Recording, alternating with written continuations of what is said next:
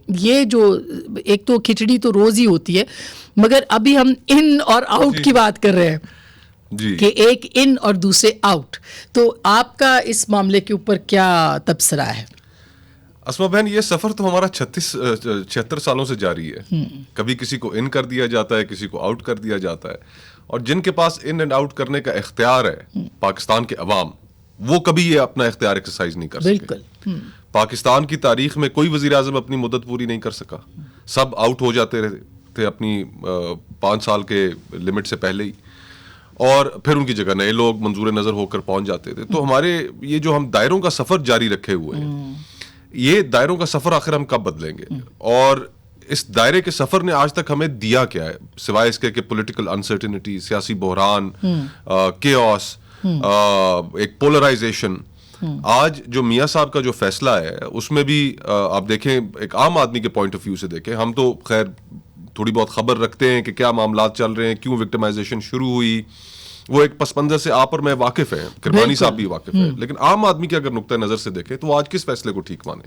आज के फैसले को, या आज से चंद साल कबल दिया गया सुप्रीम कोर्ट का फैसला जिसके अंदर हैफ है उस कौम पर, वो भाषण भी दिए गए। जी जी जी, बिल्कुल बिल्कुल। तो एक आम आदमी जो ये पिटी द नेशन और सिसिलियन माफिया। जी हाँ।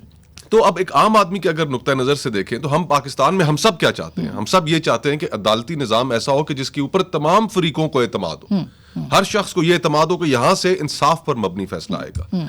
लेकिन हमारी अदालतों ने आज तक इंसाफ पर मबनी फैसला नहीं दिया।